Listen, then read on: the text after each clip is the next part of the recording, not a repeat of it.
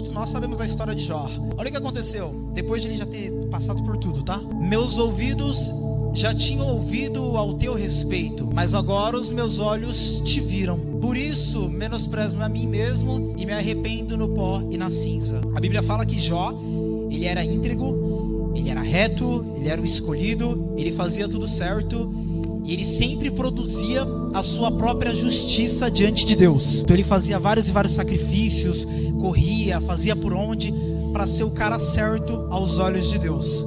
De repente aconteceu o que aconteceu, que a gente sabe que ele perdeu família, perdeu gado, perdeu tudo. Foram 9 meses de destruição na vida de Jó. Quando eu falo 9 meses, o que vem à sua cabeça? Percebe que em 9 meses de destruição, que ele vem perdendo todas as coisas, ele perdeu tudo no mesmo dia e ficou 9 meses passando por isso. 9 meses é um processo de gestação. Então esses 9 meses que ele está sofrendo, 9 meses que ele está, meu Deus, e agora? Olha o que ele fala após 9 meses. Meus ouvidos já tinham ouvido ao teu respeito, mas agora os meus olhos te viram. Jó servia a Deus, mas ele não sabia quem era Deus. Dentro desses 9 meses, nasceu um novo Jó. Nasceu um novo ser humano. Nasceu uma nova pessoa que passou a ter uma nova percepção de quem é Deus. Do que Deus é. Do que Deus pode fazer. Isso é maravilhoso, porque imagina quantos anos Jó tinha servindo a Deus de uma forma que ele achava que era correto, que ele achava que aquilo era o ideal, que ele achava que aquilo era o plano perfeito. E Deus, ele é mestre em desconstruir pessoas. Toda vez que nós traçamos um plano, toda vez que nós descrevemos um projeto de vida, Deus vai lá e faz diferente. Deus dá uma ordem para Jonas, falou, ó, você vai sair daqui, você vai para Nínive pregar lá e o negócio vai acontecer. Se ele quisesse fugir do propósito, ele só precisava ficar parado. Deixa eu dar um exemplo para vocês. Eu quero agora que vocês saiam da igreja e vão para as suas casas. Agora, tem que ser agora. Para vocês me desobedecerem, é só vocês ficarem o quê? Parados. Então, quando ele sai, ele não está desobedecendo a Deus. A preocupação dele não é essa, desobedecer a Deus. Porque se ele fica parado, ele já está desobedecendo. A preocupação era fugir de Deus. Porque ele achava que Deus só podia encontrar ele naquele lugar que ele estava. Isso é perfeito. Porque é igual o pastor acabou de falar. Deus, ele fala com a gente na casa, Deus, ele fala com a gente na igreja, Deus, ele fala com a gente numa festa, Deus, ele fala com a gente em diversas situações. O problema é que a gente deu padrão para Deus agir na nossa vida. A gente criou padrão para Deus atuar. Olha o pensamento de Jó. Ele dizia assim, se eu fizer um sacrifício hoje, os meus filhos serão perdoados amanhã. Jó não tinha paz. Jó não vivia uma vida com Deus pensando nele em Deus. Jó vivia uma vida com Deus em base de troca, porque ele foi ensinado daquele jeito. Então Jó, ele não tinha paz, ele não vivia o dia de hoje, ele só conseguia viver o dia de amanhã. E esse é o erro da nossa geração. Nós queremos um Deus que já esteja cuidando do nosso amanhã e depois, e da promoção, e do não sei o que, e da dívida paga. Nós esquecemos do Deus de hoje. Aí ele fala um negócio bonito. Meus ouvidos já ouviam falar do seu respeito. Só que agora é diferente. Agora não foi ninguém que falou para mim. Agora foi eu que vivi isso. Terminado um período de banquete, estava na festa, mas olha onde estava a cabeça de Jó. Jó mandava chamá-los e fazia com que se purificassem. De madrugada ele oferecia holocaustos em favor de cada um deles, falando dos filhos, pois ele pensava, talvez os meus filhos tenham lá no íntimo pecado e amaldiçoado a Deus. Essa era a prática constante de Jó. Jó vivia em base de sacrifícios, sacrifícios, sacrifícios, sacrifícios. Jó não tinha paz. Eu preciso que nessa manhã você saia da igreja aliviado e com paz. Porque Jó, ele tinha um sistema de viver. Ele dizia assim, se eu fizer um sacrifício, Deus vai proteger meu filho. Se eu fizer um sacrifício para esse, Deus vai proteger aquele. Deus vai perdoar esse. Ele estava na festa, mas ele estava preocupado em fazer sacrifícios. Mas o que eu quero trazer para você nessa manhã é dizer que não importa o que você tente fazer, não importa o que você tente produzir para Deus, o que você tente agarrar ou chamar a atenção de Deus, não há, porque Jesus, ele falou assim, olhe para as aves dos céus, se eu cuido delas, que não tem poder nenhum de produzir algo para mim, imagina de vocês. Agora imagina os filhos de vocês. Então ele está tirando Jó de uma atmosfera de um cara que estava acostumado a sempre barganhar com Deus. E aí ele passa pelo que passou e hoje ele entende. Fala, cara, eu sabia muita coisa de Bíblia, eu sabia muita coisa de letra. Eu sabia que se eu ia na igreja no domingo, a minha semana ia ser maravilhosa. Eu sabia que se eu não colocasse o vestido tão curto, eu seria abençoado. Eu sabia que se eu não fizesse tal coisa, Deus me honraria. Então, na verdade, o que Jó tinha não era uma vida com Deus, ele tinha um manual. E ele seguia isso à risca, ele seguia isso à regra. Mas ele não tinha uma vida com Deus. Imagina todo mês você pagar a conta para a Sabesp. Todo mês você está lá pagando a conta e você está recebendo a água. Todo mês você está pagando a conta, todo mês você está recebendo a água. Agora, se eu fizer uma pergunta para você, quem é o dono da Sabesp? Se eu fizer a pergunta, quem é o presidente, você já não vai saber. Mas você paga a conta para ele. Seguradora de carro, todo mês você paga o seguro. Só que você não faz ideia quem é o dono. Mas você tem um seguro, você tem um benefício. É isso que a igreja erra. A igreja acha que pagando uma conta com Deus, está conhecendo Ele. E aí eu faço uma pergunta para você. Cada um desenhou o que é pagar a própria conta com Deus. Para uns pagar a conta é orar 1 hora. Para outros pagar a conta é estar aqui no domingo de manhã. Para outros pagar a conta é trazer R$1.000.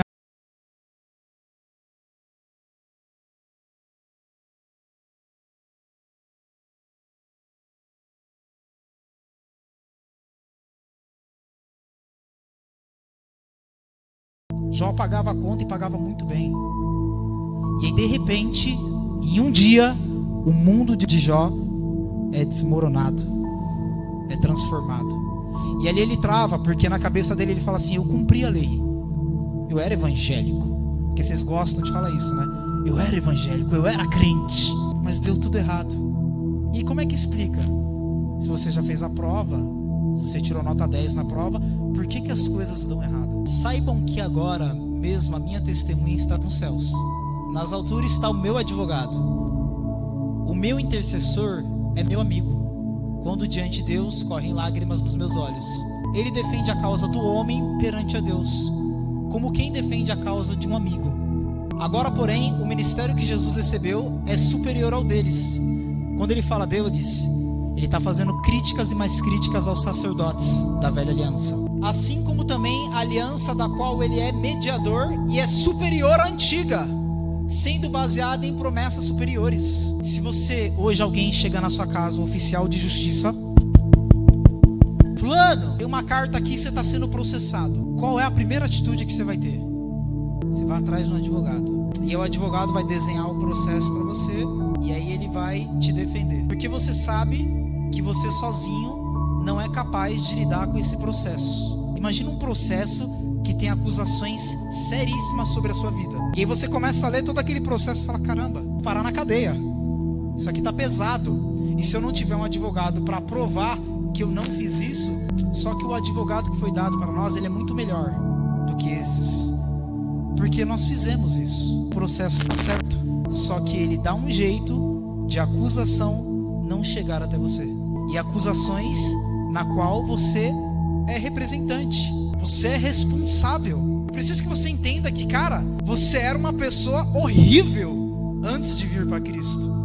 E aí tem um outro detalhe: você veio para Cristo e melhorou só um pouquinho. E agora você se acha no direito de julgar outras pessoas.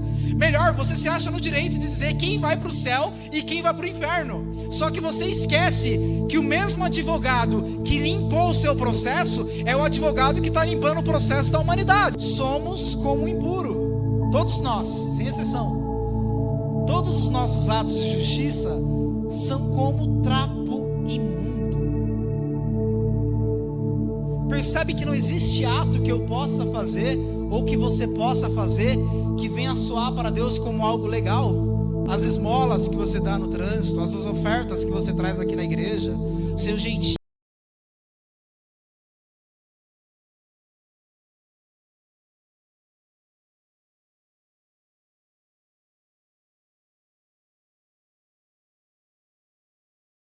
A única forma que faz os nossos atos, nem os nossos atos, porque os nossos atos não chegam para Ele, mas os atos dele chegou.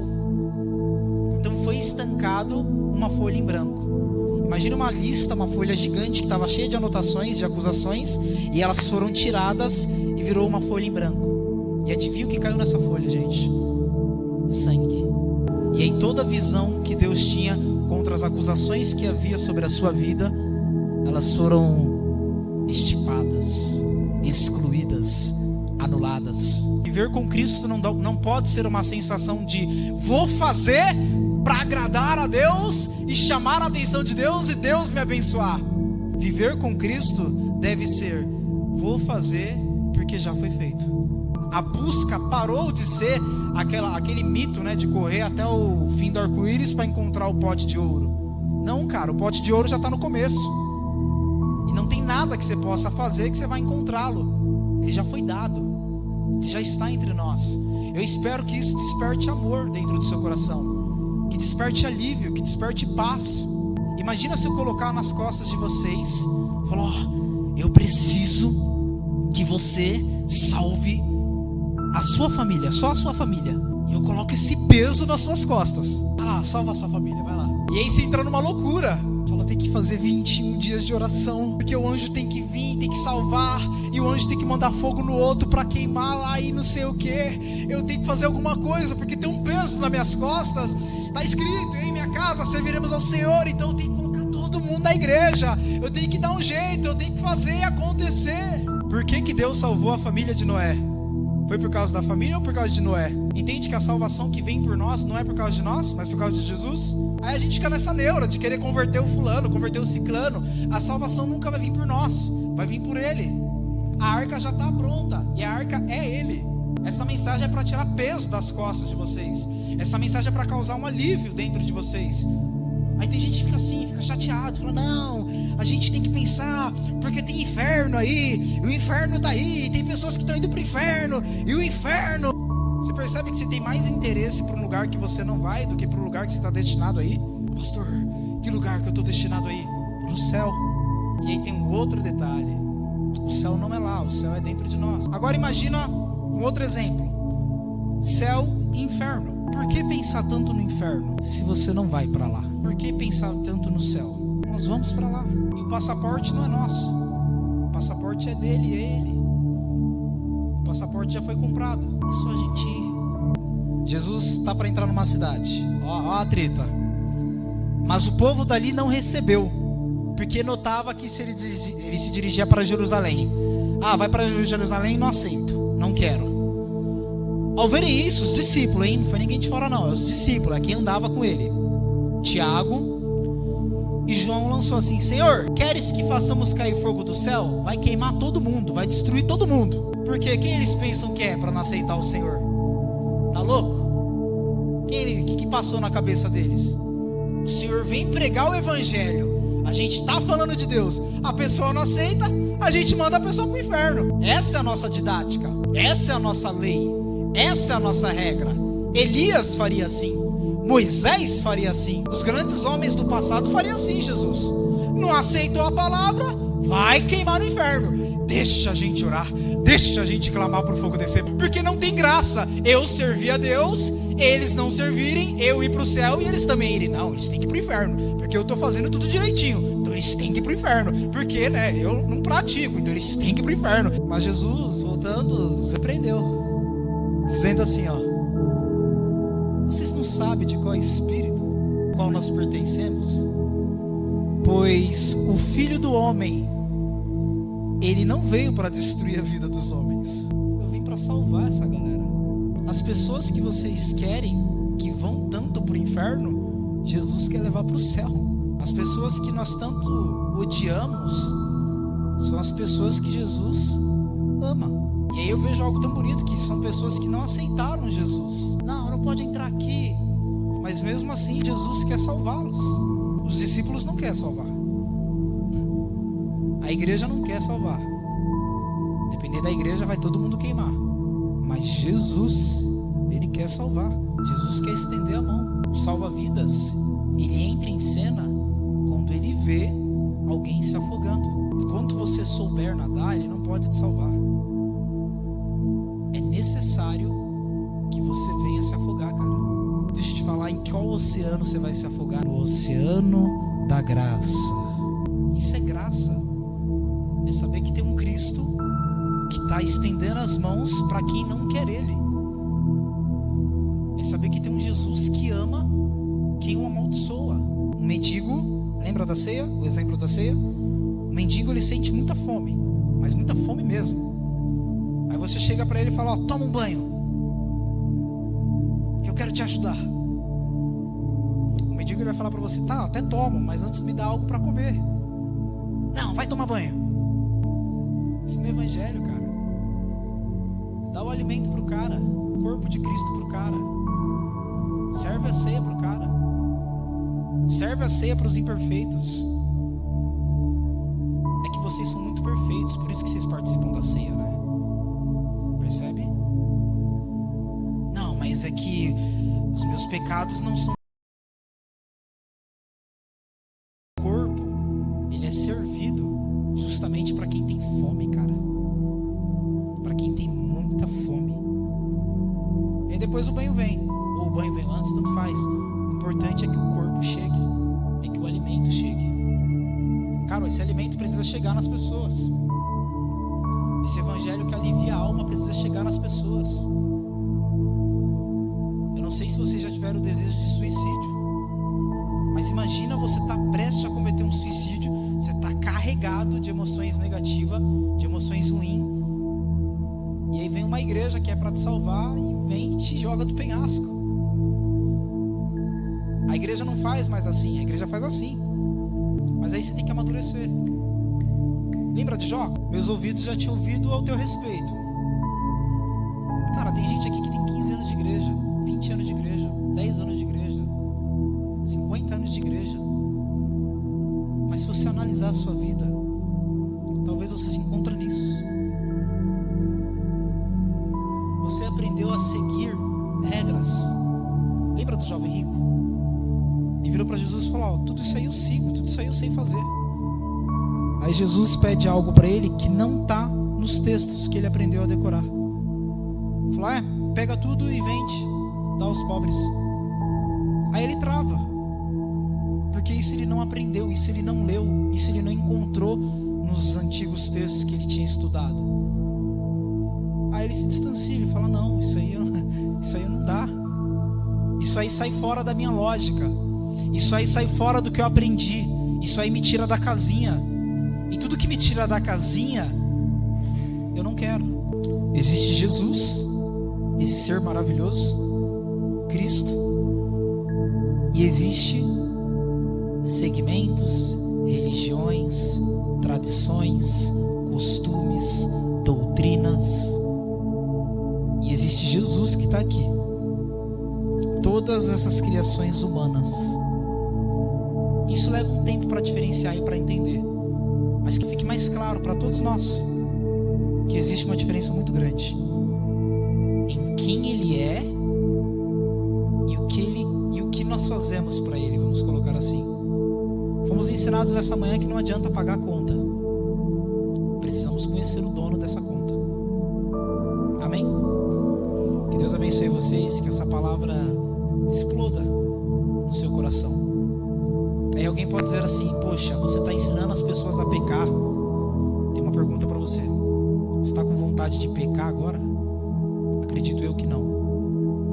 Na verdade, essa mensagem ela te deixa desse tamanhinho, porque você entende a sua insignificância e Ele cresce. Jesus cresce. Jesus cresce. Jesus toma uma proporção muito maior, porque espaço dentro de você tem. Então deixa Ele tomar essa proporção. Lembra disso. Vamos queimar eles. Eles não aceitaram você. Vamos queimar eles. Jesus falou: eu não vim com essa linha. Todo o Velho Testamento, todo o velho costume, eu não vim cumprir isso. E Ele cumpriu a lei, mas eu vim trazer algo novo. É isso que as pessoas precisam. Amém? Vamos dar uma linda salva de palmas para Jesus, que é maravilhoso.